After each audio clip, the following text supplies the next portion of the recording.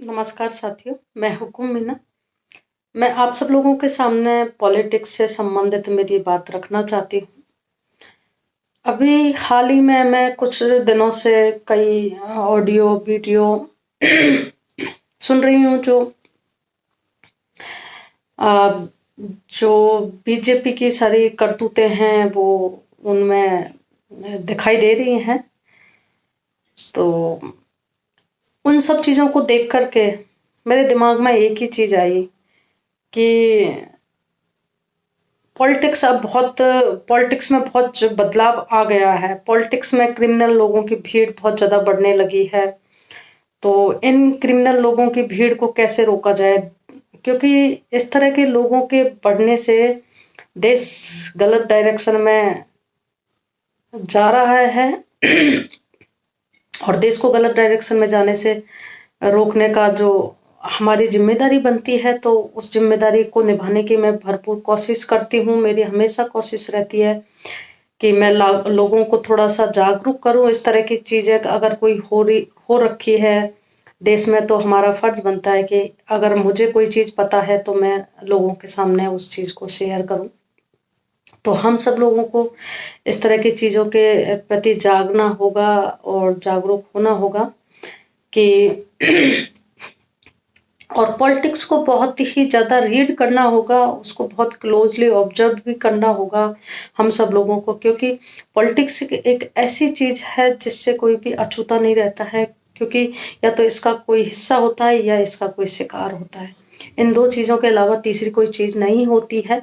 तो इसलिए हमको पॉलिटिक्स को जानना होगा और इसमें जो भी हमें रिफॉर्म की ज़रूरत है, जो हमें लगता है, तो वो हमें डिमांड भी रखनी चाहिए कि जो हमारा जो इंडिया ने जो ब्रिटिश पार्लियामेंट्री सिस्टम जो अडॉप्ट किया है, उसमें एक बहुत ही महत्वपूर्ण चीज़ है शैडो कैबिनेट, जिसको कि हमने छोड़ दिया है और ये बहुत कम लोगों को पता है।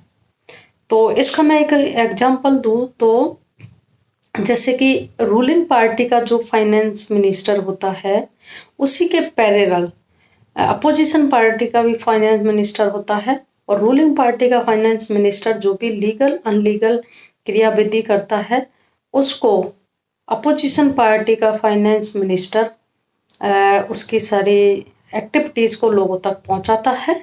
और ये हर डिपार्टमेंट में होता है और खासकर इंडिया में तो हर काम के लिए मिनिस्ट्री इन्वॉल्व होती है।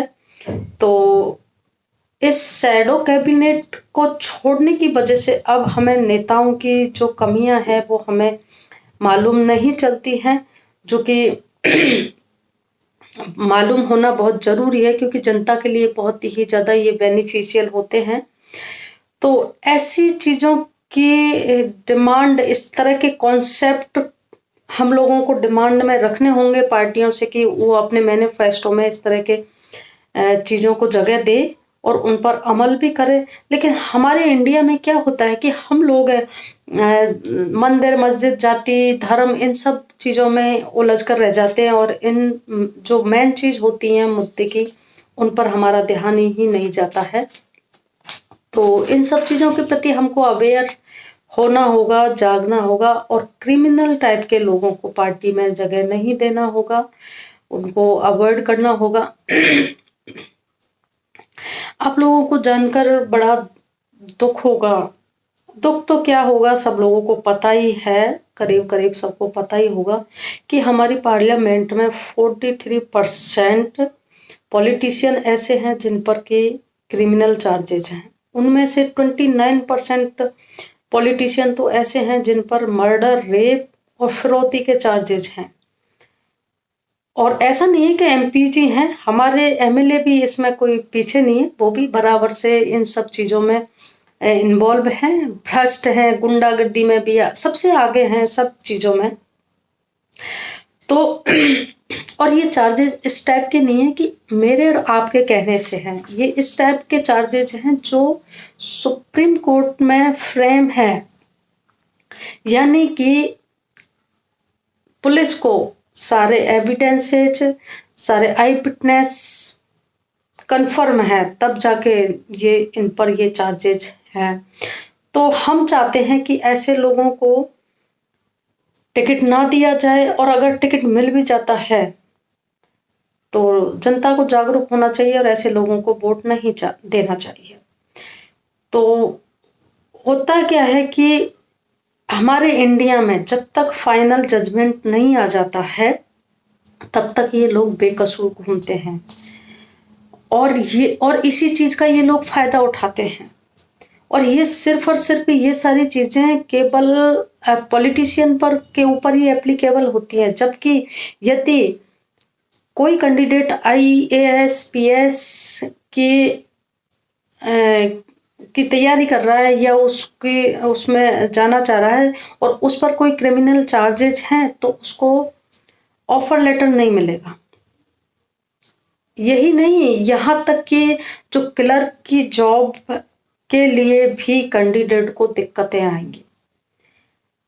इसी तरीके से अगर देखा जाए तो लाखों कैदी ऐसे हैं जो अंडर ट्रायल हैं और उन पर कोई अभी तक जजमेंट नहीं आया, लेकिन वो जेलों में बंद है।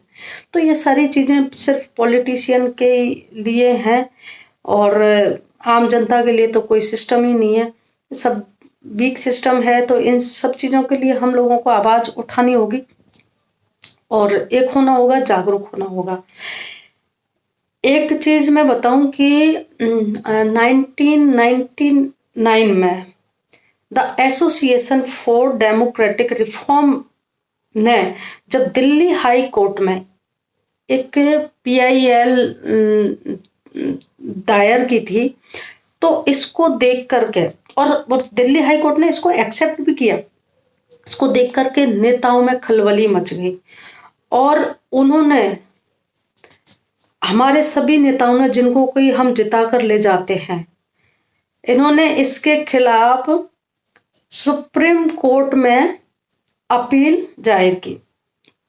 जब सुप्रीम कोर्ट ने इनकी अपील को खारिज कर दिया तो जब जो नजारा देखने को मिला वो ऐसा मिला कि कभी लोगों ने देखा नहीं होगा, कि सारी पार्टियां इसके उसमें फेवर में खड़ी हो गई, कि इस तरीके से सारी पार्टियां एक हो गई उस टाइम।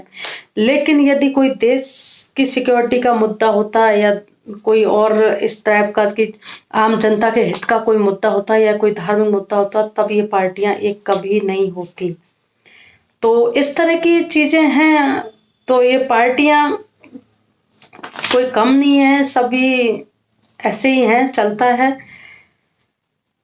ADR की रिसर्च की अगर हम माने तो उसमें एक क्रिमिनल कैंडिडेट के 3 गुना ज्यादा चांसेस होते हैं जीतने के, क्लीन कैंडिडेट के बजाय। क्योंकि वो मनी और मसल पावर का एक परफेक्ट कॉम्बो होता है। वो funding, black money, self financing, इन सब चीजों के लिए, कैंपेनियन के लिए पैसा इकट्ठा, इन सब चीजों के लिए वो चीजों में माहिर होता है वो। तो पार्टीज की, इस तरह के लोग पार्टीज की पहली पसंद और उनकी मजबूरी बन जाते हैं और ऐसे लोगों को वो टिकट देते हैं। तो ऐसे लोग जब चुनकर जाते हैं, ऐसे लोगों को टिकट, तो फिर भ्रष्टाचार तो होना ही है, पॉलिटिक्स का खराब तो होना ही है, क्योंकि उनकी जो बेसिक नेचर है वो कभी चेंज नहीं होती है और वही चीज है वो वहां जाके करते हैं। और फिर हम जैसे लोगों की ये जो फेलियर सिस्टम है, इसकी वजह से और कास्ट सिस्टम की वजह से हम लोग भी मजबूर हो जाते हैं ऐसे लोगों को चुनने के लिए। तो मेरा आप लोगों से यही कहना है कि इस तरह के क्रिमिनल लोगों को आप वोट ना दें, चाहे वो आपकी फेवरेबल पार्टी का हो या चाहे वो आपकी कास्ट का ही क्यों ना हो। क्योंकि अगर आप पॉलिटिक्स में और देश में बदलाव चाहते हैं तो सबसे पहले हम लोगों को ही बदलाव करना होगा। हम लोगों को ही ऐसे लोगों को चुनना होगा जो देश को बना सके, जो हम लोगों की समस्याएं सुन सके। और ये आप एक मोबाइल जब लेते हैं तो उसकी रिसर्च में कितनी चीजें मतलब करते हो, इतना रिसर्च करते हो, और आप एक देश का मतलब पॉलिटिक्स चुन रहे हो, पॉलिटिशियन चुन रहे हो, तो उसको वोट करने से पहले उसकी भी रिसर्च करो ना आप। कि वो सही है या नहीं सही है, कि क्या है क्या, क्योंकि ऐसे लोगों के आने से जो योग्य लीडर होता है वो पॉलिटिक्स का हिस्सेदार नहीं बन पाता है। तो हम लोगों को ये सब चीजें जाननी होंगी, इन सब चीजों को के प्रति जागरूक होना होगा, और इस टाइप के जो क्रिमिनल लोग हैं उनको अवॉइड करना होगा। पहले भी होती थी सारी चीजें, पहले ये सब लिमिट में होती थी, बस एक भीड़ इकट्ठी करने वाला, बूथ कैप्चरिंग, ये सब चीजें थी। लेकिन अब इन लोगों की कि इस तरह के क्रिमिनल लोग आने लग गए पॉलिटिक्स में, कि आम जनता का जीना ही हराम हो रखा है, गुंडागर्दी बना रखी है, काम करवाते नहीं है। आप लोगों को पता है कि इंडिया में सबसे ज्यादा, वर्ल्ड में इंडिया एक ऐसी कंट्री है जहां पर कि इलेक्शनों में सबसे ज्यादा पैसा खर्च होता है, पैसा दे करके टिकट लाते हैं। तो आप, सीधी सी बात है, जब जो इतना पैसा खर्च कर रहा है तो पॉलिटिक्स में आने के बाद वो रिटर्न इनकम ऑफ सोर्स देखेगा, ना कि पब्लिक की सेवा। तो ये सारी चीजें तो सबको पता ही है। तो आप ऐसे लोगों को क्यों चांस देते हो? आप, जरूरी नहीं है कि एक पार्टी का बहुत बहुमत बने। आप अगर एक पार्टी का स्पष्ट जब बहुमत आता है तो वो हम पर तानाशाही करती है। तो इसलिए आप बिल्कुल, आप अच्छे लोगों को चुनकर भेजो, अच्छे लोगों को चुनो, जो साफ सुथरी छवि के हैं कम से कम। और उसमें भी पार्टियां भी ऐसी चुनो जो कि कम से कम इस पार्टी का जो क्रिमिनल बैकग्राउंड है वो कम है, इस पार्टी के पॉलिटिशियन उस पार्टी के बजाय कम है, क्रिमिनल में इन्वॉल्व कम है। तो सब जगह एक एक एक कंपेयर करके सारी चीजें भी हम कर सकते हैं, क्योंकि हमें किसी ना किसी को तो चुनना होता है।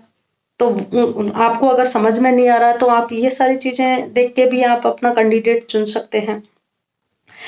और हमको तो पॉलिटिक्स तो देखो क्लीन अप तो करनी होगी, क्लीन अप नहीं करेंगे तो फिर आप पिसते रहो, हम और आप फिर इसी तरीके की चीजें। इसलिए हमको जागरूक होना होगा, और हम लोगों को ऐसी चीजों के लिए मतलब जोर देना होगा जिसमें से मैनिफेस्टो में ऐसे मुद्दे रखवाने होंगे जो जनता के हित में हो, जो ट्रांसपेरेंसी हो, और जो देश में बदलाव ला सके, उस टाइप की चीजें हमें रखनी होगी। लास्ट में मैं एक ही बात बोल करके अपनी बात खत्म करूंगी कि आप लोग जिन्होंने मर्डर किया है, जो क्रिमिनल हैं, जो भ्रष्ट हैं, जो रेपिस्ट हैं, उनको बॉयकॉट करो। जय हिंद, धन्यवाद।